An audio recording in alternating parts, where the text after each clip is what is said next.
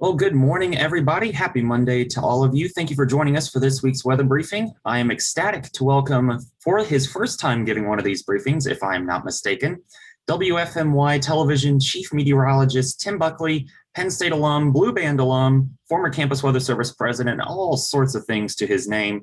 And if I may add on a personal note, the reason I discovered Penn State meteorology, I owe it to the Weather Spotter program, Tim.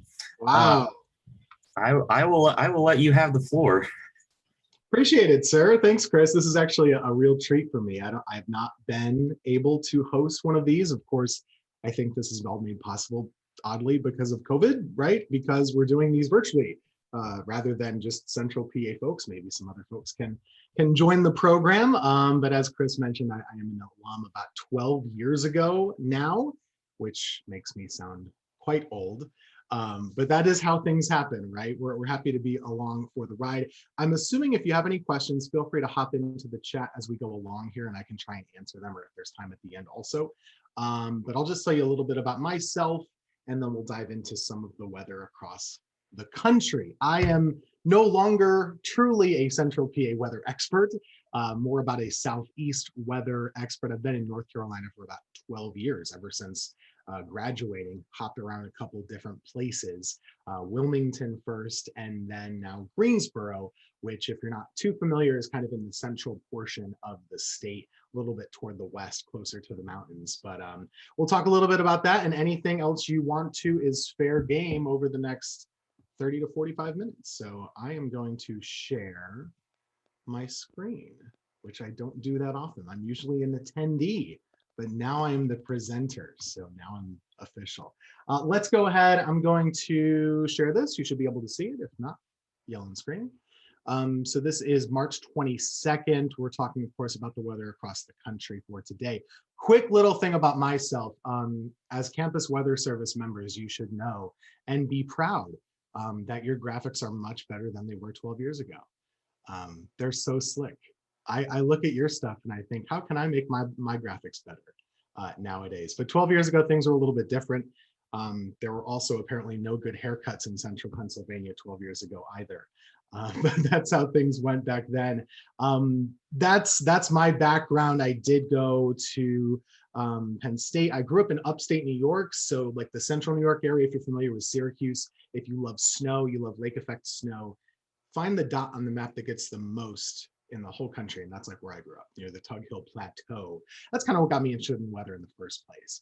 I'm not a huge snow fan, coincidentally, so I'm happy to be in the South now, where we do it once or twice a year.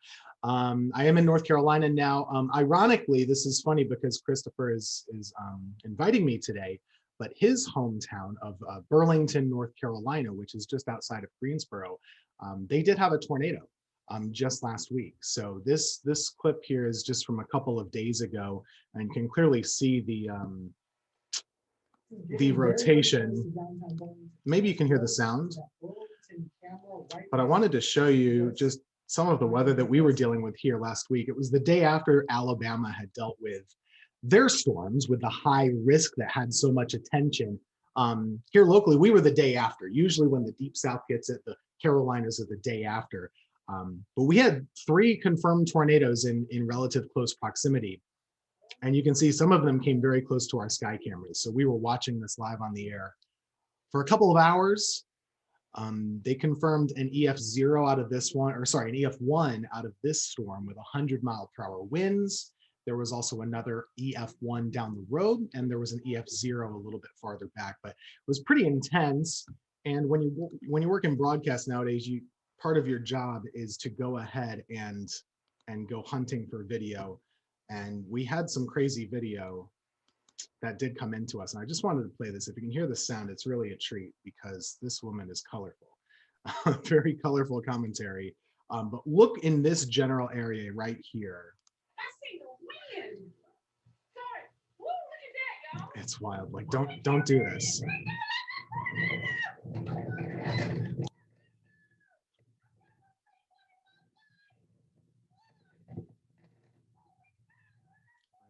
She is correct. That was a tornado. And it was right there in Burlington. It was the only good video we got of the storm, so we had to deal with the audio, even though it was very unsafe. Just to brag on Chris really quickly, he mentioned it already, but he was one of my weather spotters back in the day before he decided to get an education and leave us. But we have a weather spotter program here at our station where we kind of invite any weather enthusiast to kind of send in their weather reports. They also do video reports too. So I have a quick clip here. I hope you won't be embarrassed. You shouldn't be because it's great. Is this the clip I think it is? I don't know if it's the one that you think it is. It's just the one that I could find. But this is with our meteorologist, Grant Gilmore. And this is Chris in his high school days. Now, but we do have A very good job. Weather Spotter Network right now. We're going to switch over to that. And I'll check in with Christopher Tate, who is in the Burlington area. And Christopher, I'll tell you what, it's been a gorgeous day here in the Triad. I expect the same thing out your way too, right? Indeed, Grant. As a matter of fact, we're seeing about 80 degrees right now under partly sunny skies. Today has been simply perfect here in Burlington. There's been a light breeze and temperatures have been wonderful. That's what we like to hear on a Friday. Though watching subtropical storm on and maybe changing things up as we go into the weekend. Chris, thank you so much for your report. Back over to the temperatures. See, wasn't he great? He did a great job. That's just a fun thing that we like to do and interact with the community on here. So appreciate it, Chris, for being a part of that. And it's so cool to see you now doing what you're doing at Penn State. So kudos. Talking about the weather for today, I hope I embarrassed you a little bit, maybe as much as my haircut embarrassed me from 12 years ago. Just some weather headlines for this Monday. You know, looking a little bit at your weather up there in central PA.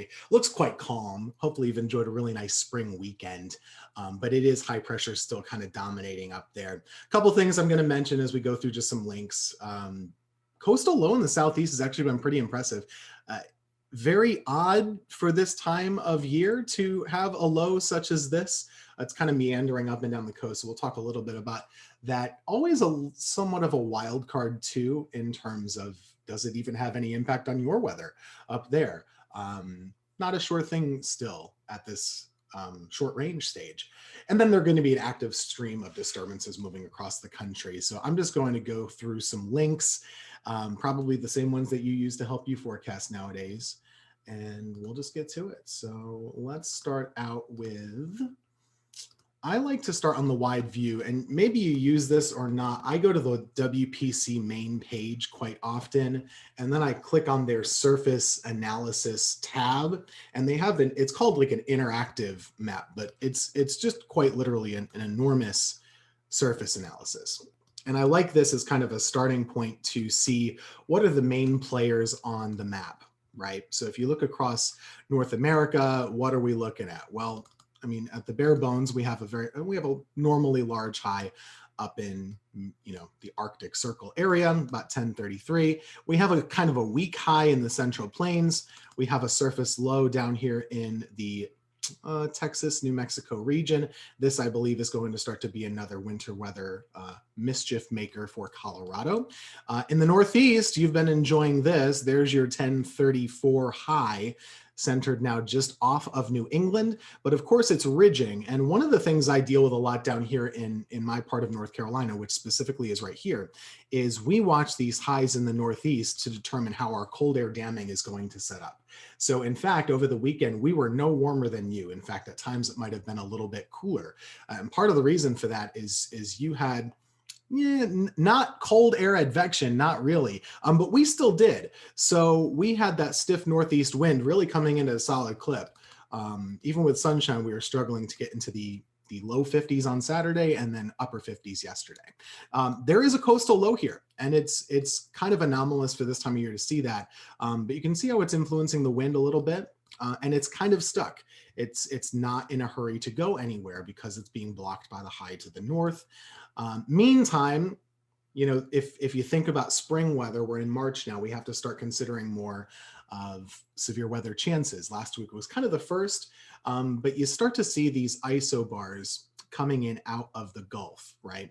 And sort of an old rule of thumb, so to speak, this is like a Fred Godomsky rule, I believe, where you would look for how many different isobars are coming out of the Gulf up and down at once. I believe 3 would kind of ding the bell and say you're going to have severe weather out of the Gulf. It's an easy forecast rule, actually. So let me close the chat because you can probably see that Here we go. So let's talk a little bit about the water vapor. I love the College of DuPage site for the GOES imagery. I think it's excellent, and it's just a good starting point. So if we look at the mid-level water vapor first, obviously the highlight is right here.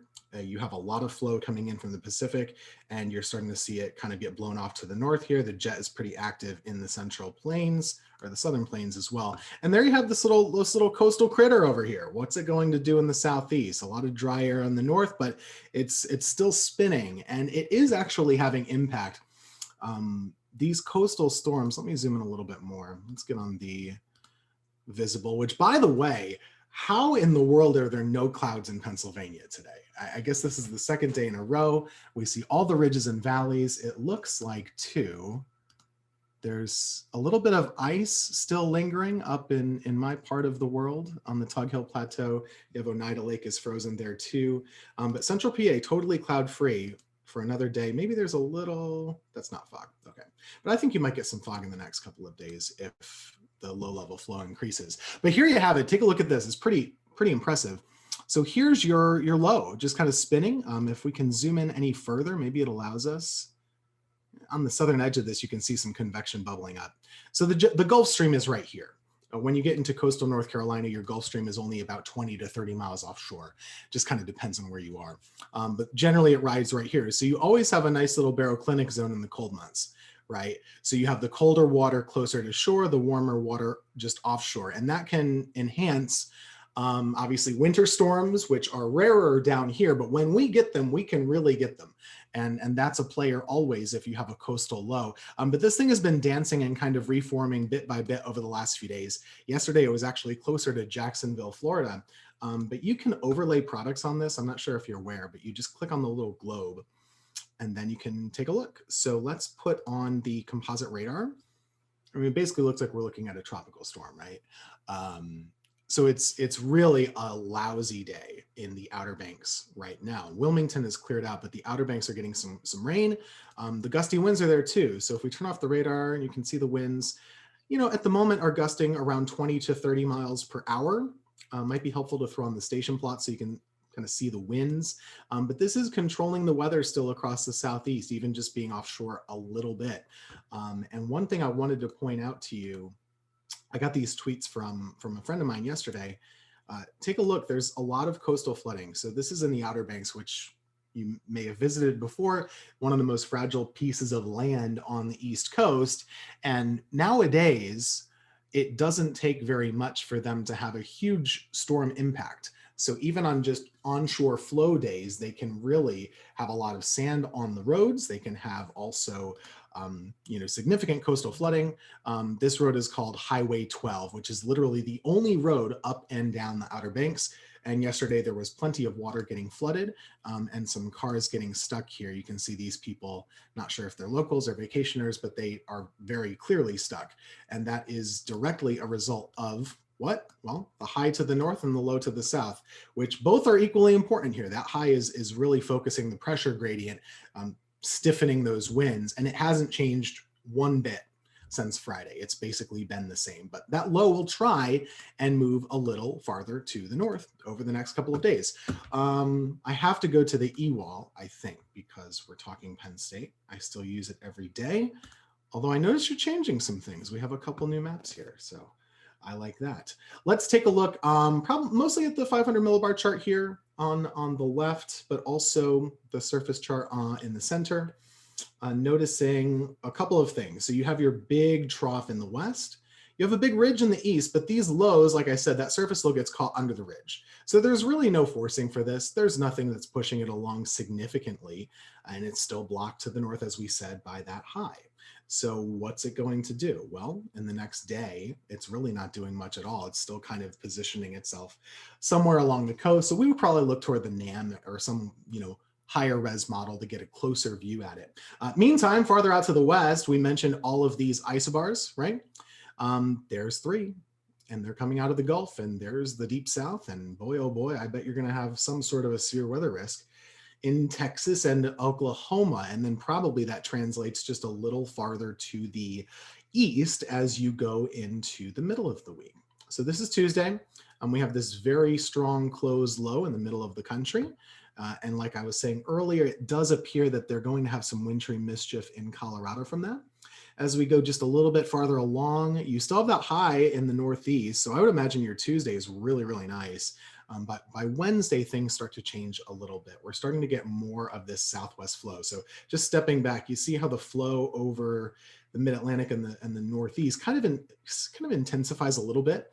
You're starting to see more aligned flow coming out of the southwest. And so that's going to bring in more moisture eventually. It's a matter of time, but eventually you're going to start to move more moisture transport from the Gulf up into the mid-Atlantic and up into the Northeast as well. So for you and me alike, we're going to be watching that increased flow, possibly delivering some rain chances and maybe even thunderstorm chances by the end of the week. That low though, it's moving very, very far to the north. It's not in a hurry to get to the east. So it's going up near, let's say, Wisconsin, the Great Lakes area, but it's just a way, it's kind of a train of lows. So you have that first system and already you have another trough digging into Nevada, and then it moves into the Four Corners. And this is just your next weather maker, right? So as that one skips by to the north, maybe it delivers a stray shower on Wednesday, but I would imagine that's a pretty low risk. So you just wait for the next one. Where's the next one? Well, it's doing kind of the same thing, but it's a little bit farther east, and that trough is kind of bottoming out a little bit. So we'll see how this one tracks in the middle of the country, but it does put down a surface low. Again, what do we have? We have 3 isobars coming straight up out of the Gulf of Mexico. We have, looks like some decent shear, right? You know, at the surface, it's coming in southerly. At aloft just a little bit, it's out of the southwest. So you would imagine that there is some sort of a severe risk here on Thursday, and that would be for the same areas that saw some of those high risk concerns last week, Mississippi, Alabama. There's nothing unusual at all about that for this time of year. It actually got up to a late start. Now going into Thursday, we'll have to watch, where does that surface low, where do the best dynamics go? Is there any severe risk east of the Alps? I say the Alps, the Appalachian Mountains down here, Appalachian Mountains in Pennsylvania. Just a word to the wise, if you ever move to the south, do not say Appalachian. You will get crucified on television. I can attest to that. So here's your Friday. Pretty strong, potent cold front here. And that's something really to watch. That's probably the main weather maker for this week. Thursday night, Friday morning looks to be the timing. It could be very windy, a lot of rain potential, and possibly, depending on, you know, if you're able to generate any surface instability, which is always the wild card, could you have a severe weather risk? It's possible, but nocturnal timing might make it more difficult. Going into Saturday, it's kind of back to the chilly stuff for PA. We'll see some cooler advection on the backside of that. And then farther along, looks like a big upper trough. This is, if you're a spring weather lover, not what you want to see. By the weekend, Saturday, Sunday, if this holds true, big trough coming into the north, kind of a northwest flow out of the Great Lakes. You can imagine it's going to be quite cloudy, possibly some snow squalls. Wouldn't shock me. That certainly has happened before. We'd have to dive into the closer details on that. Let me just kind of compare and contrast here, looking at the NAM, seeing how it agrees with the GFS, but generally we're looking, of course, at the same idea. Your strong low in the southern plains right now, high pressure retreating from the north slowly but surely. It does have that coastal low. Let's switch to the 6 panel. I like the 6 panel. It's a regional view, but it gives us some better detail. So there's your coastal low, very strong. And you have still beautiful weather for Tuesday. It's going to be a great day tomorrow. I would imagine, I don't know how many kids are up there now, but the hub lawn is going to be crowded, distanced hopefully, but this is a hub lawn kind of a day, or Old Main lawn kind of a day, but it's a beautiful day tomorrow. Wednesday, though, the clouds are certainly on the increase. As we mentioned, you have your southwest flow at pretty much all levels. It is bringing in moisture transport, and there could possibly, I would be nervous enough to have at least a small shower chance for Wednesday. That would be what I would be doing. And then on Thursday, I think you keep it in there. Well, you can maybe clear it out. But as far as Friday is concerned, this is when we watch more closely. You really have that strong front, possibly bringing a severe weather risk to the deep south, and the NAM indicates that as well. Let me skip over to the friends at the SPC. Always, they are our leaders when it comes to severe weather risk. Sure enough, the area that we highlighted for today does have a slight risk of severe weather. That's mainly from Dallas to Wichita Falls, your southern Oklahoma areas. It's not a huge risk for them. It's a 2% tornado, but still, you might be able to kick something. winds and hail also. Farther down the line, remember we mentioned that was probably going to be shifting a little bit to the east. Tomorrow's outlook, not that impressive, but still something near Louisiana. Similar story for day 3. But once we get into Thursday, I think that was the day that we highlighted for the Deep South as maybe being the most problematic. This is Thursday at 12Z through Friday at 12Z. And on the day 4, they're already indicating a 15% chance. So whenever you see that here, this is going to guarantee, if this were day 1, they would already be thinking a slight risk is a possibility. And it could certainly go higher than that. So that aligns with what we were thinking there. Haven't really looked at the European model for comparison, but always fun to do that as well. If you have one of these Weather Bell accounts, they make some really nice maps. So here's our European, which considers pretty much the same idea. It does put some snow in Colorado here. We're looking at the precipitation type chart now, so it colorizes that. I doubt they'll get as much snow as they did a couple of weeks ago, right? It's not going to sit there for 3 days and dump 2 or 3 feet, but situation to watch if you're in Nebraska or Kansas on the back side of this, they could conditionally get some snow too if the rates are high enough. Central portion of the country deals with that storm. As we mentioned, it mostly goes to the west of all of us in the east, but that next one is the one to watch. Here's your Thursday. There's your surface low. And noticing here, so if I'm sitting in North Carolina, and I don't want to get storms again, I want that low to kind of stay to the west. And it does seem like it lifts pretty far north and west of me. I don't think that there's a huge risk of severe weather here. But interestingly enough, you have to watch things up in PA on Thursday and Friday. It could be quite windy and breezy with that. And then on the north, look at that, a little winter storm in the Great Lakes for Saturday. I guess that's Friday night into Saturday morning. And then as we talked about before, let's see if this agrees. Doesn't look like the European completely is on board with the, let me find it.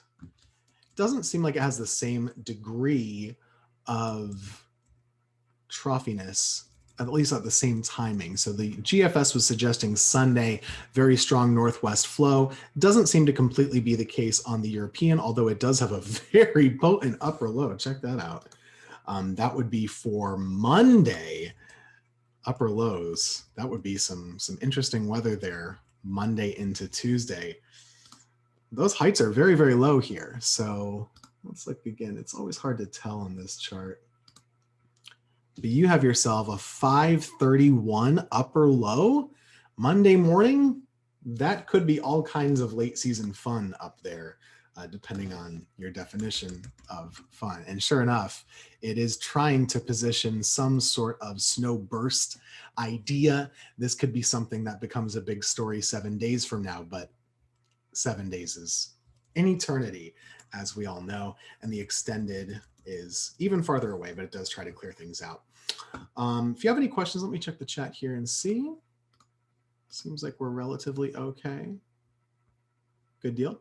I'm going to look into some of those severe weather parameters probably a little bit more closely. So we can start right here on the European. And just kind of stepping back, we'll go reverse chronological. Let's go back to now. So here's Monday. Very limited CAPE for Texas, but there is certainly enough to pop some of those storms, which is why they have that risk. There's your Tuesday, Louisiana. And as of now, looking ahead toward your Thursday and Friday, it does look like this is mostly going to be a west of the mountains event, but possibly extending. I would certainly have very close eyes on Illinois and Kentucky and Tennessee. In my part of the country, we deal with a lot of what we call high shear, low CAPE severe weather events. What I mean by that is you have all the shear in the world. You have incredible dynamics. And this was the situation last week, but there's not often enough CAPE to make things pop. You might get a tornado outbreak where there's only a couple hundred joules of CAPE, which sounds really, really low, but you just need to get that parcel above the ground to get things going, which, a lot of times for us, we're watching the cold air damming situation east of the mountains and how that sets up the wedge. But for Thursday, Friday, I think I would be worried about being close to the low up here in Illinois and Indiana and Kentucky and seeing how that plays out for them. And then by Friday morning, you'll keep an eye on this. There could be some convection in Pennsylvania, and with all the dynamics out there, even down here, We'll have to keep an eye on that cold front, maybe a little excitement by the end of the week. And then next week, get your snow shovels, I suppose. I'm not going to issue that yet, but we'll see. If you have any questions, let me know. Let me see what the chat.